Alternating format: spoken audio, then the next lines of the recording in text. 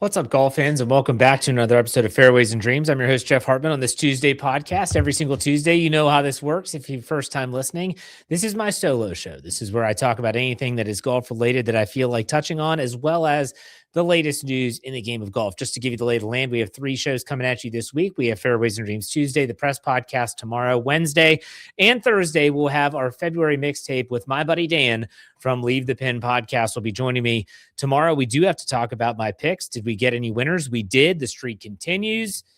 And those back-to-back signature events were something else. We'll talk about those. But let's start off with the topic, the title at hand, and that is how to get ready for the upcoming golf season. I don't know where you live. Wherever you're listening, watching this, I don't know where you live, but I will say that here in the Mid-Atlantic, I live in Maryland, it has been a rough winter. We had just gotten rid of a 10 plus inches of snow and ice. We had some warm days. It was beautiful. It was great. All the snow, we had some rain. It melted everything. And then we woke up to another 2 inches of snow the other day. Winter is not done. And so I think that there's a lot of golfers out there. I know that I'm one of them that is really itching to get out and play. Really, even just to get out and practice. I don't have to go play immediately. I just want to go out and practice. But there are ways to get ready for the upcoming golf season. Now, the caveat here is if you live somewhere south, whether it's Florida, Texas, down near the Gulf, or even out west in Arizona or even California, well, you really don't have to worry about this if you are further south, because you play all year round. So for those of you, well, your golf season never ends. But for those of us that have that hiatus, whether it is a few short months or whether it is a longer period of time, I know that I've had people on the show from, let's say, Wyoming, and they talk about how there is more time of the year where they can't play than when they can. That has to be a mentally challenge. That has to be a challenging aspect from a mental perspective if you love the game of golf. But I want to talk about today how to get ready for the upcoming season. Because one of the big issues that you see every single year, and it is that everyone's waiting, they can't wait to get out, and then finally things start to break their way. First, it is the weather. If you start to get warmer weather, you start to feel that heat from the sun. The sun is moving its way back into this part of the world, and you're like, I feel it. Then all of a sudden the clocks change and we spring forward. You get more daylight at the end of the day. It is just a really awesome time. And the tendency is to say, okay, I have spent all winter waiting, and now I'm going to go out and I'm going to do this. I'm going to golf. And some people, they hit the pedal early, and it is a 0 to 60 as fast as they can. Unfortunately, it's not always for the positive. It can be to the detriment of your physical body, and it can be to the detriment of your golfing game. You might not be ready for this. So I want to talk about 3 things that every single person listening or watching this podcast can do to prepare themselves for the upcoming golf season. First and foremost is get your body ready. And this is a tough one for a lot of people. But when I say get your body ready, it doesn't mean that you have to go and hit the weights in the gym. I know that Dan and I have talked about, we both have a love of lifting weights and training, and that still rings true.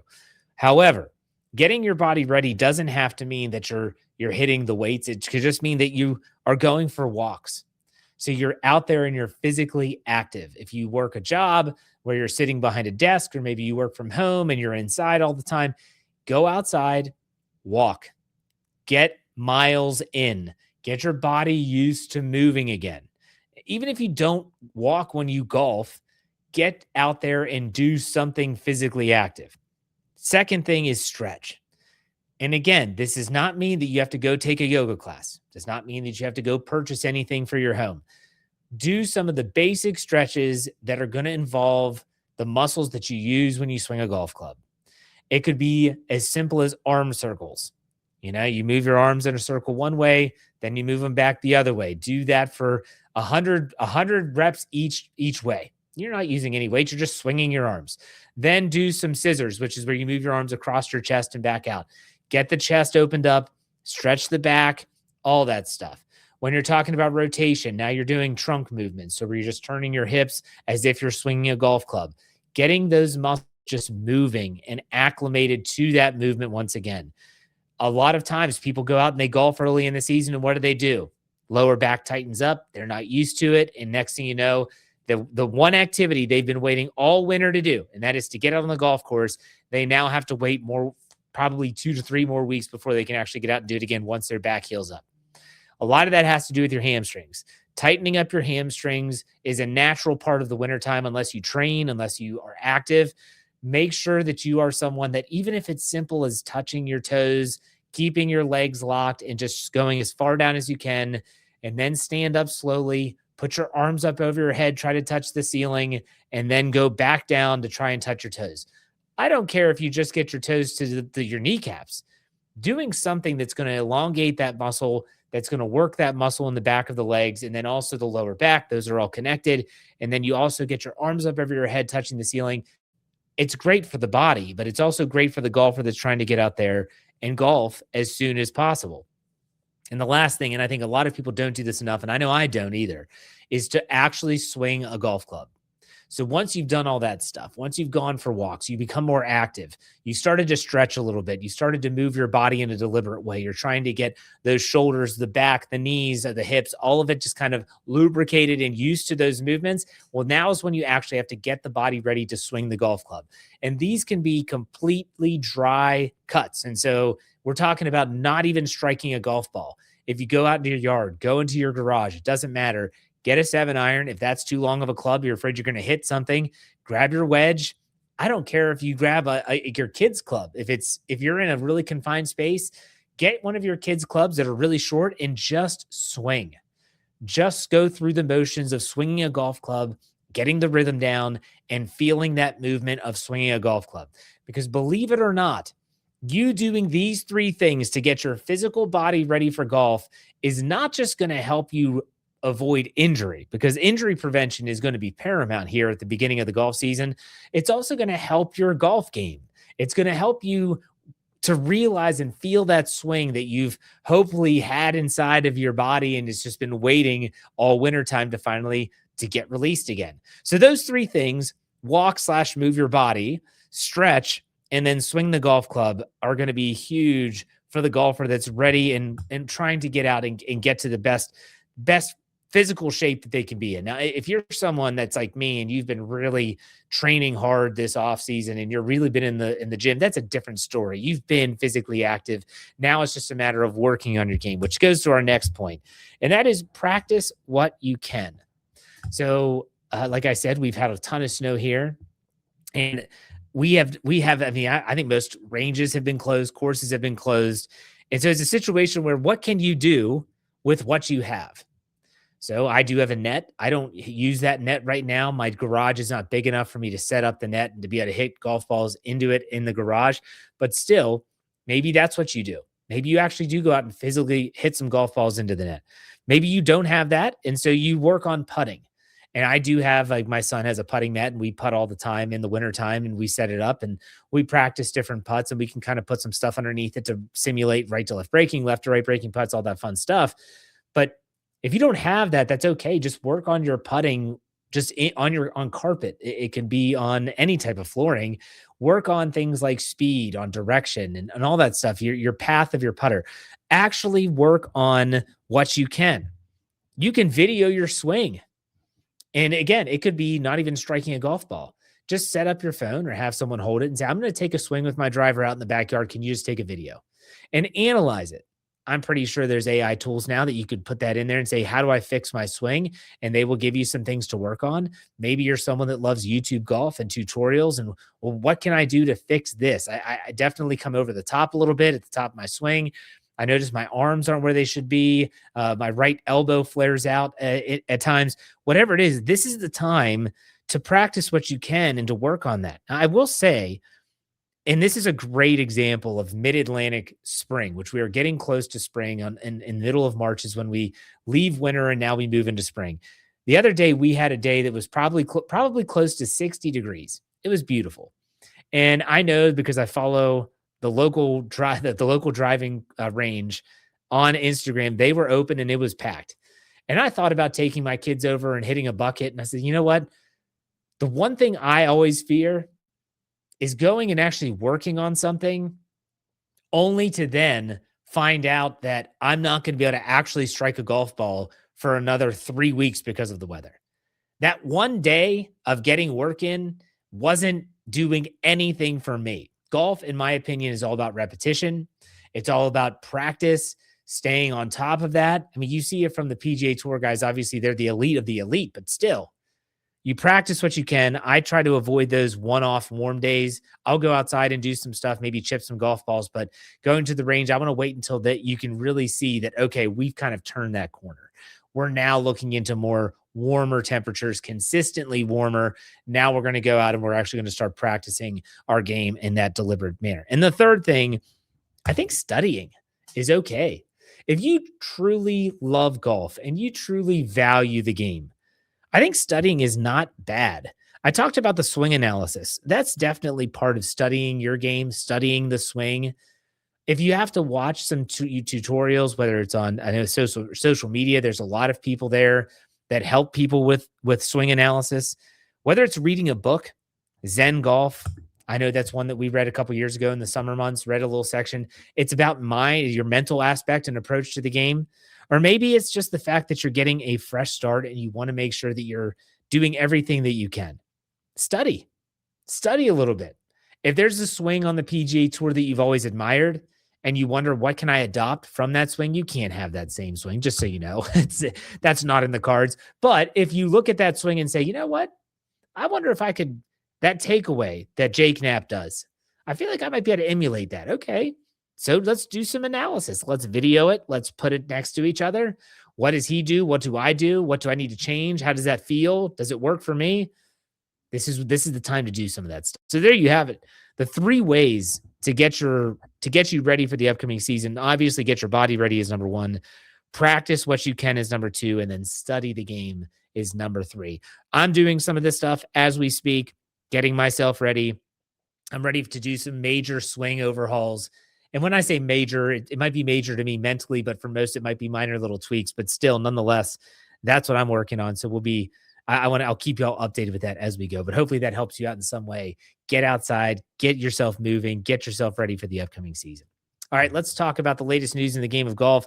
The signature event, the Genesis at Riviera Country Club, back at Riviera after a 1-year absence due to the wildfires in LA, where they had it at Torrey Pines. Jacob Bridgman wins his first PGA Tour event, and it's a signature event. It's a big one for him. Congratulations.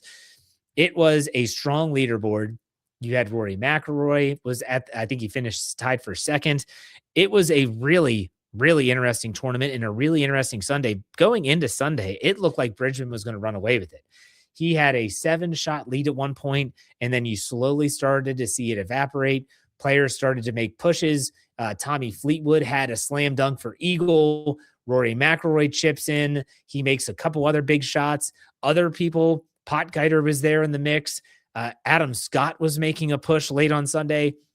Bridgman, as you could expect, you could feel it. You could see it. You could feel it by watching. It was getting to him a little bit. It was getting to him, but still, I thought it was a great tournament. And I'm going to say this as best I can. Rory McIlroy made a long putt on 18 for birdie, which put him in a tied for second.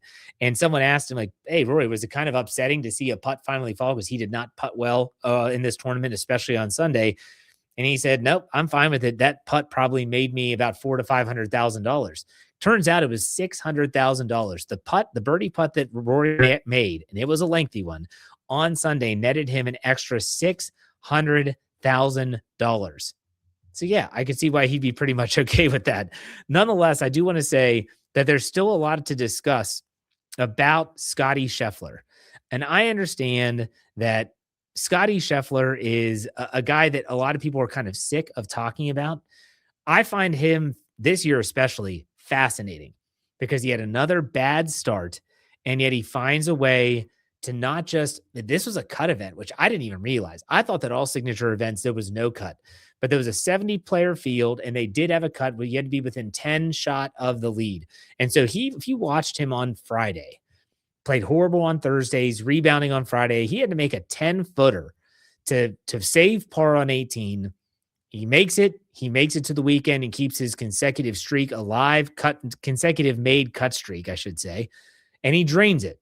He makes the putt and he plays on the weekend. And I said to my father, I spoke on the phone, I said, I guarantee you Scottie is in the top 20. at the time, he was towards the bottom of the lead of everyone that made the cut, and he ends up finishing tied for 12th. At one point, he was in the top 10. And so there's just some interesting stats here that I want to bring up is that Scottie Scheffler's streak of consecutive top 10s ends at 18 consecutive tournaments where he finished in the top 10. Obviously, the top 4 streak ends as well at 8, and that ties Tiger Woods. But listen to Scottie's 18 straight tournaments in the top 10 ends. So he had 18. The next best golfer is Vijay Singh with 12 and Tiger Woods with 11. So an interesting stat there. And so when you look at all this stuff, it's incredible that some of the stuff that Scottie Scheffler has done and is doing is just remarkable. So you have, the streak of the 12 finish at the Genesis, obviously, but listen to this information about Scottie's score round by round after the last 3 starts. So his last 3 starts in round 1, he has been 5 over par in round 1. In round 2, he's a cumulative minus 15, round 3, minus 14, and round 4, 22 under par. This is what makes it so interesting to me, and that is Scottie Scheffler. And what I'm talking about is the fact that he is playing so well in rounds 2 through 4, but his round 1 scores have been awful. I mean, god awful. If he can just fix these bad starts, he would have won probably 2 out of the last 3 tournaments easily. I don't know what he has to do. I'm not about to give Scottie Scheffler any advice, but man, it's another bad start. It's interesting that round 1, cumulatively, the last 3 rounds, he is 5 over par. Now on Sunday, Scottie Scheffler birdied 6 of his last 10 holes at Riviera to shoot 65. It is the most rounds of 65 or lower his last 5 seasons on the PGA Tour. So think about this number. 63 times Scottie Scheffler has shot 65 or lower in the last 5 years. Xander Schauffele is next at 42. Ben Griffin is third at 40. 63 times in the last 5 seasons, Scottie Scheffler has scored 65 or lower. And then the one thing that is just, I just can't get over is, again, just how bad he has been playing in these first rounds of tournaments. And he's going to get some time off. He's not going to be playing in the Cognizant this weekend down in Florida as the PGA Tour goes to their Florida swing. They leave California. He's not going to be playing. He probably won't play again till, I believe, the Arnold Palmer, which is typically right before the Players. And then he will take off before the Masters. But something else to keep in mind here, there's a rumor, speaking of the Florida swing, and obviously they're leaving California. The rumor is that next year, they're already talking about that 2027 schedule. The tour schedule could be different. In 2027, there's rumors that Pebble Beach and Riviera Country Club, they are going to be moved to August, and that they're going to be part of the playoffs. Now, this is intriguing, and there were a lot of people on social media that said they hate the fact that Pebble Beach and Riviera are both being used in February, where even on the West Coast, that is not the best time to play them. Very interesting to see if the rumor is that next year's schedule will include Pebble Beach and Riviera, not at the beginning of the season, but towards the end of the season as a part of the tour playoffs. Okay, so also, in case anyone out there is thinking, I heard Live Golf is losing a lot of money, and they're probably just going to go away because no one wants to lose that much money. I don't think people realize the PIF, the private investment funding system that they have, how deep their pockets are, because reportedly the PIF has approved $267 million in fresh capital for Live Golf. That's what you need. That's all you need to know. That they're taking losses and they're like, okay, that's fine. How much do you need?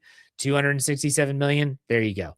So Live Golf, although they might be hemorrhaging money, the people that are funding it, they don't have any problem with money.